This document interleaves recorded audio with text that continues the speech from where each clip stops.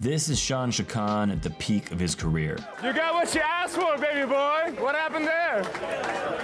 You got what you deserve, sucker. And this is Shawn Sheikhan now. So the question is, how could you go from winning millions to potentially facing decades in prison? Let's find out. But before we do, we just wanted to say thank you for watching Poker Boom. We're just a couple guys who like poker, so it means a lot that you decided to check out this video. Make sure to subscribe and hit the bell so you never miss out on a new episode. Poker is a game of skill, strategy, and sometimes unpredictable twists of fate. In the world of professional poker, few figures have captured the attention of enthusiasts and fans, quite like Shawn Sheikhan. Sheiky's running hot. Quad cards again. He wins another hand, raking in over $106,000, making him just about even for the game. Born Shawn Sheikhan on December 29, 1969, Shawn Sheikhan grew up in Tehran, Iran, in the midst of political turmoil. Raised in a country undergoing a revolution, Shawn's early years were marked by upheaval. As a young boy, he experienced firsthand the hardships that came with being a religious minority in a changing nation. At the age of 13, he and his family immigrated to the United States in search of a better life. Settling in Southern California, they began the process of adapting to a new culture and a new language. Sheikhan's introduction to poker came during his time in California, where he quickly became enamored with the game. He began playing in home games and local card rooms, developing his skills and refining his poker strategy. His poker skills became evident when he entered the professional poker circuit. Throughout his career, he achieved several significant victories and garnered attention for his bold and aggressive playing style. All in. I call. Call. James Butt with his queens. Call. I called you. It's cool. He is all in. And that immediate call was bad news for James Butt. One of his most notable accomplishments was in July 2007, when he placed third in the World Series of Poker No Limit Deuce to 7 lowball event. His fearless approach to the game, characterized by his willingness to take risks and put his opponents to the test, made him a memorable figure in the poker world. Sheiky rules or casino rules? And which casino? You know I run the rules.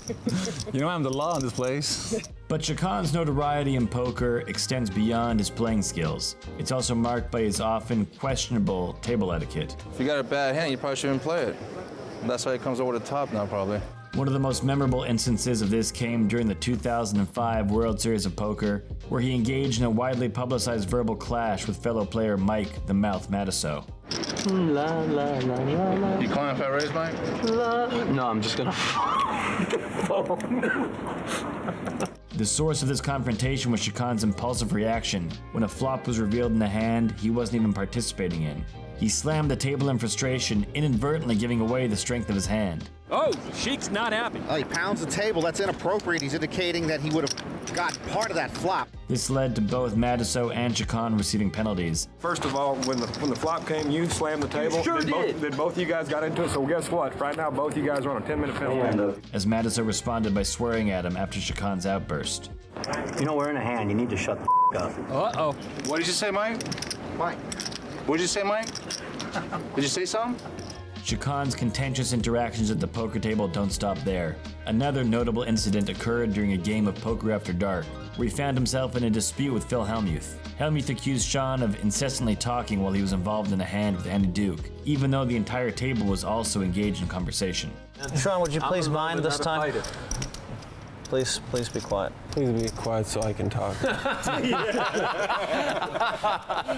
Despite his occasional controversial behavior, Sheikhan demonstrated his poker skills on numerous occasions. In March 2006, he secured a spot in the Final Four of NBC's National Heads Up Poker Championship, an impressive feat in a prestigious tournament. During the early rounds of this championship, he even had the audacity to tell Gus Hansen, whom he eventually would eliminate, to discard his cards, all while holding 4 of a kind.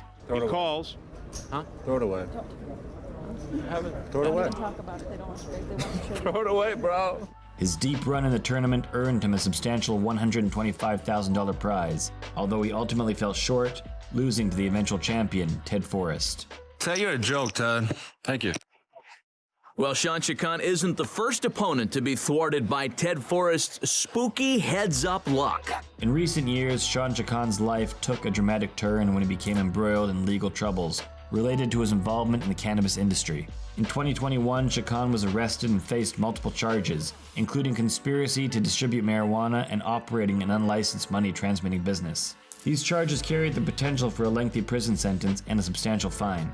On June 30th, 2022, Shawn Sheikhan entered a guilty plea in the United States District Court, Southern District of California, admitting to his involvement in the illicit cannabis enterprise. Seeking to sway the judge, Sheikhan's legal counsel submitted a sentencing memorandum to the court, with the hope of persuading the judge to consider probation as an alternative to incarceration.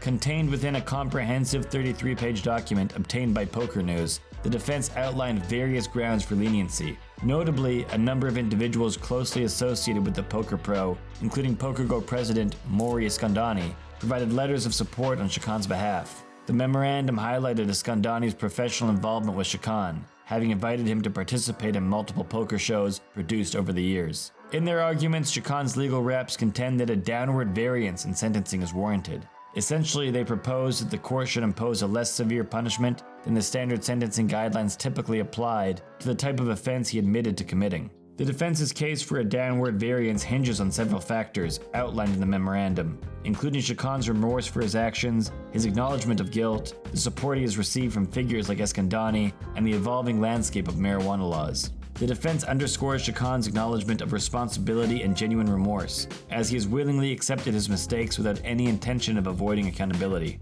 Furthermore, the legal team argues that probation would serve as an effective deterrent against future criminal activities, as Sheikhan does not pose a threat to public safety. The memorandum also highlights Sheikhan's health concerns, including degenerative disc disease, emphasizing that these factors do not support a prison sentence. Additionally, Sheikhan voluntarily forfeited $191,000 in cash and property that now rests in the government's possession. The defense requests that the court considers this forfeiture as an additional form of punishment when determining the appropriate sentence. The proposed probationary sentence would incorporate components such as home detention, mandatory drug testing, community service, and counseling. The document closes by emphasizing Sheikhan's acknowledgement of his conduct in the case, expressing sincere remorse and emphasizing full compliance with pretrial conditions with a firm commitment to abstain from any future involvement in criminal activities.